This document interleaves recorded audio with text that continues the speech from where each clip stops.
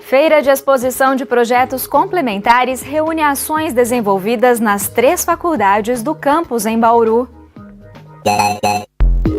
Ao apresentar pesquisas e ações desenvolvidas por laboratórios, grupos de estudo e empresas juniores, a ideia é incentivar o ingresso de calouros nessas atividades. Hoje, 10 de abril, o governo de Jair Bolsonaro completa 100 dias e o pesquisador do Laboratório de Política e Governo da Unesp em Araraquara, Bruno Souza da Silva, comenta as ações nesse período. Unesp Notícias desta quarta-feira está no ar.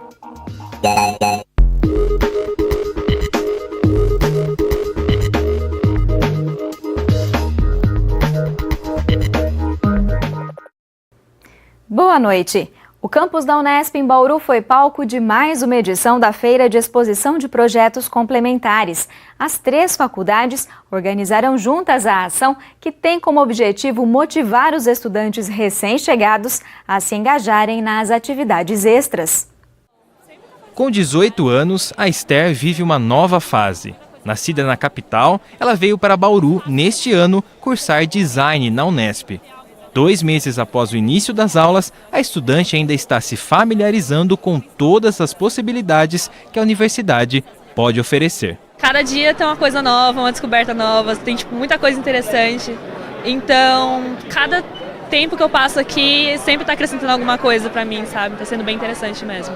E ontem ela deu mais um passo nessa caminhada de descobertas.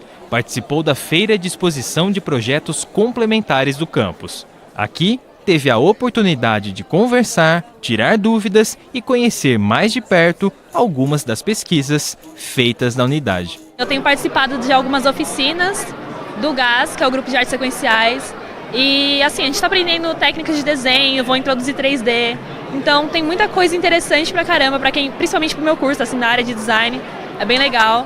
Eu também estou procurando outras coisas, estou tentando entrar no Baja, que é uma integração assim, da FEB, do pessoal de relações públicas também, de design, que é incrível, assim, sabe? É surreal, é muito legal.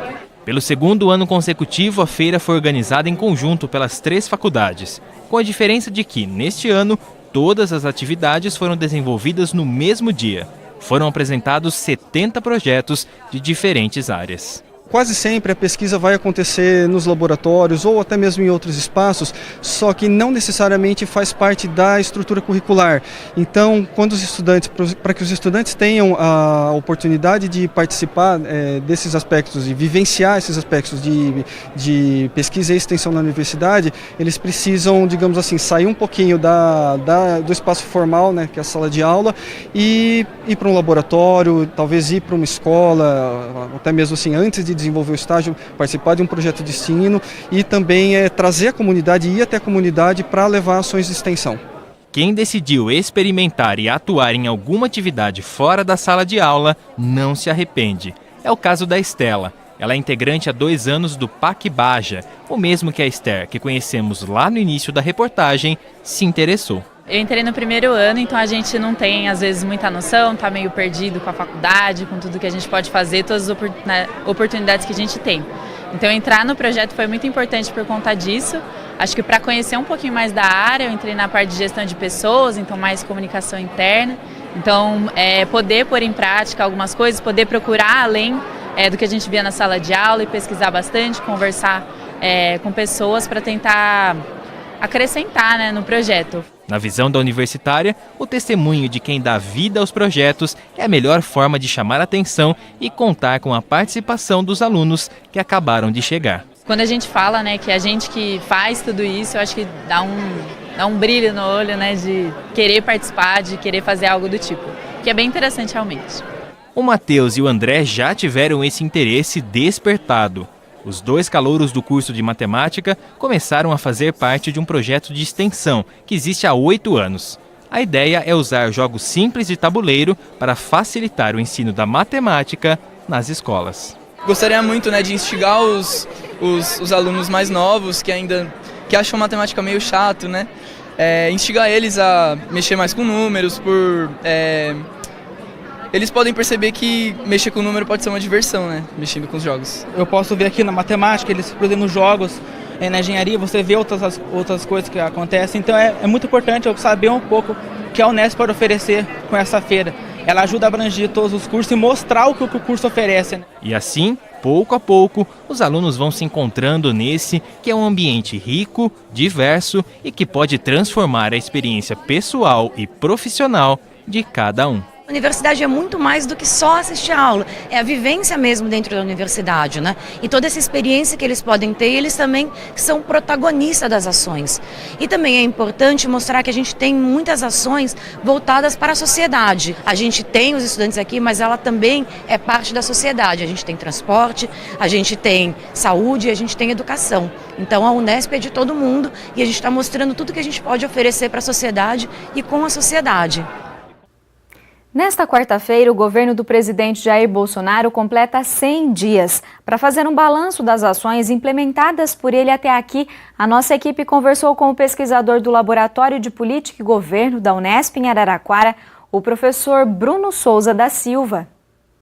O que mudou no país pouco mais de 3 meses depois do início do governo de Jair Bolsonaro? Sobre esse assunto, nós vamos conversar agora com o professor Bruno Souza da Silva, integrante do Laboratório de Política e Governo da Unesp em Araraquara. Professor, durante a campanha, o então candidato Jair Bolsonaro se posicionava como integrante da nova política. Ele, um deputado federal há 27 anos consecutivos, né?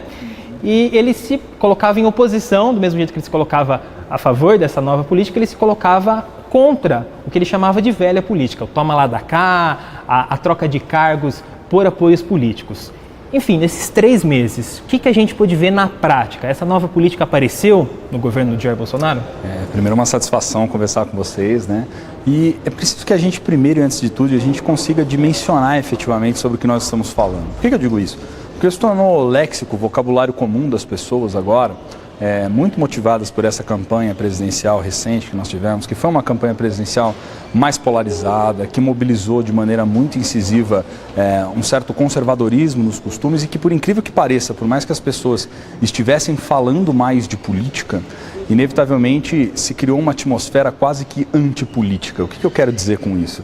Muito se propagou no sentido de dizer que a nova política, as novas caras do Brasil, havia chegado a hora da renovação e que, portanto, nós deveríamos varrer aquilo que existisse de pior na política brasileira. Isso foi propagado muito, isso foi muito utilizado, inclusive como propaganda partidária, se a gente parar para pensar. Só que qual que foi o grande problema disso tudo? Nós não qualificamos efetivamente o que nós estamos entendendo por nova política. O que é essa nova política? É pura e simplesmente mudar os atores, significa rechaçar o papel dos partidos políticos, significa aquilo que o presidente Jair Bolsonaro tanto fala da lógica do toma lá da cá, não distribuir poder dentro dos ministérios, veja, e aqui tem um ponto interessante, não é exclusividade do Brasil, do nosso presidencialismo de coalizão, muitas das vezes colocado como o grande entrave, o grande problema político brasileiro, essa lógica de você trazer apoiadores do governo, você montar uma coalizão de governo baseada em moldes partidários. Então, muito foi dito no nome desse toma lá da cá, vamos dizer assim, como se isso fosse a grande razão dos males políticos e institucionais do Brasil.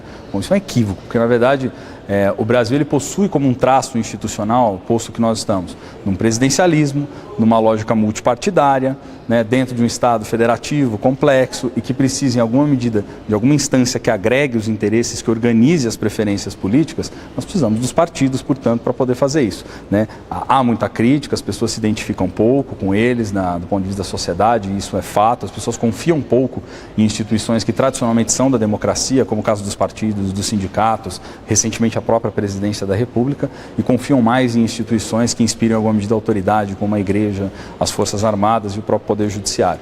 Então, bem, faz parte do nosso arranjo político institucional, vamos colocar assim, a necessidade de você governar em moldes de coalizão. E fazer a nova política não deve passar por não governar em moldes de coalizão. Quando a gente fala em nova política, a sensação que me dá é a de que nós temos muito um desejo de fazer a coisa diferente, mas sem saber por onde começarmos. Então, acho que a primeira coisa nesse sentido de qualificar significa a nova política deve passar, acima de tudo, por desenvolvermos lideranças que tenham uma lógica de um compromisso público, de uma ética da vida pública cada vez mais enraizada. Pessoas que consigam utilizar as redes sociais não apenas como um veículo que a gente tem assistiu na campanha e tem assistido até hoje, como um verdadeiro ringue de batalha no qual escorre sangue por trás dos teclados, das telas de smartphone, mas deve ser muito mais por mobilizar essas pessoas a poderem efetivamente discutir os assuntos nacionais que importam, a utilizar esses canais como meio de divulgação das políticas públicas. Os próprios parlamentares poderiam utilizar esse canal em alguma medida e, obviamente, com muita responsabilidade para algumas consultas populares.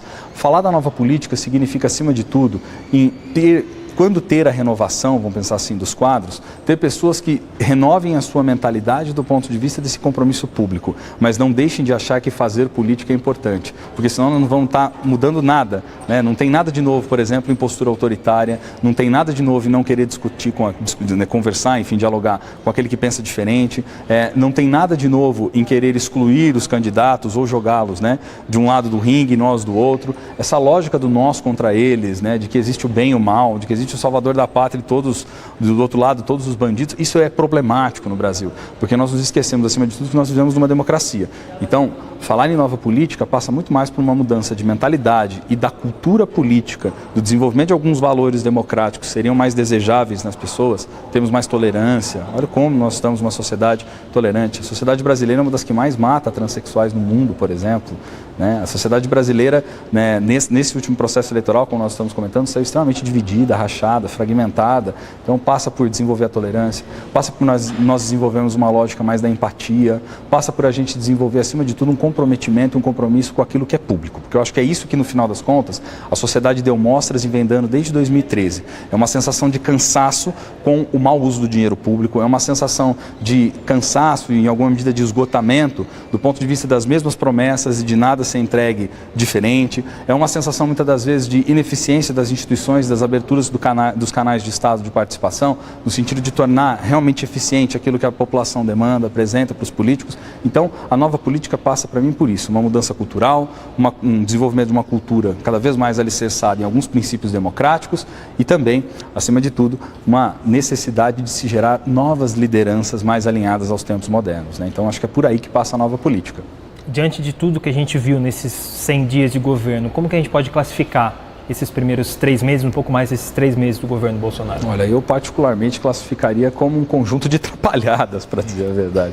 Porque você tenta ali por um lado, você tem ali por um lado que o presidente acabou ficando refém do discurso que fez na campanha eleitoral, que foi um discurso de radicalização em vários pontos, foi um discurso que mobilizou um certo conservadorismo muito profundo na sociedade brasileira, que sempre teve posto, teve sempre seu espaço dentro do parlamento, mas que agora ganha a presidência da República.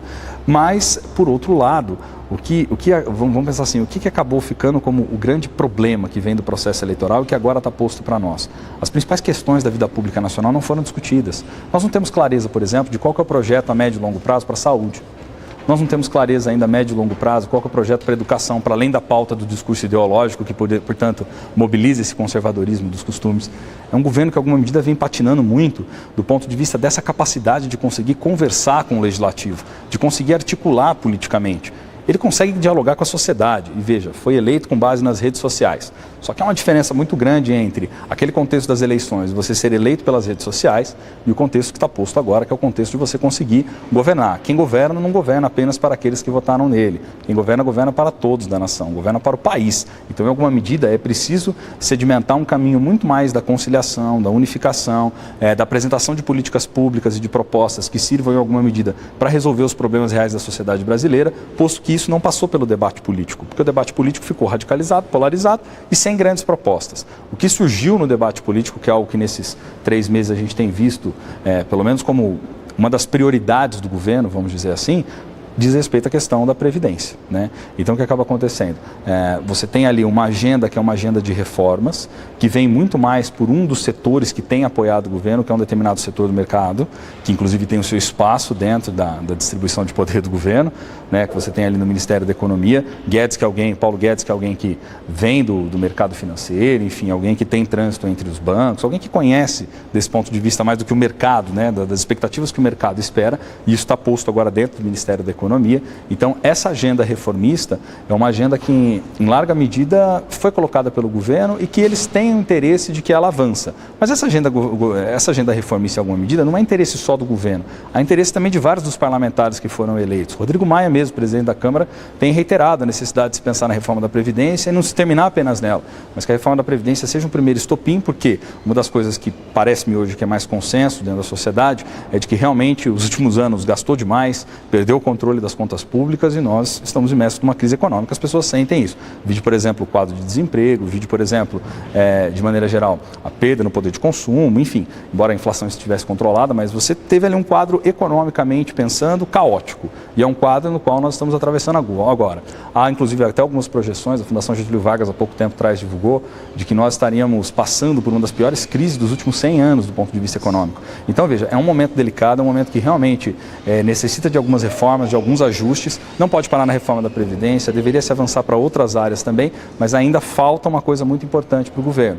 Tem faltado o quê? Essa capacidade de dialogar, de conversar com o Legislativo, de construir efetivamente a sua base política, novamente naquilo que eu falei há pouco. Está refém do discurso. Agora, quando chega na hora de você trazer o pessoal para jantar junto, trazer o pessoal para poder brincar do mesmo jogo, você não tem como dividir o jogo, porque você falou lá atrás que você não o dividiria. E aí o imperativo da realpolitik, ou seja, da política na vida real mesmo, que passa por essa articulação, passa por você ter que conversar, passa por você ter que conceder, passa por você ter que ceder espaço dentro do próprio executivo, ela tem se colocado como um grande desafio.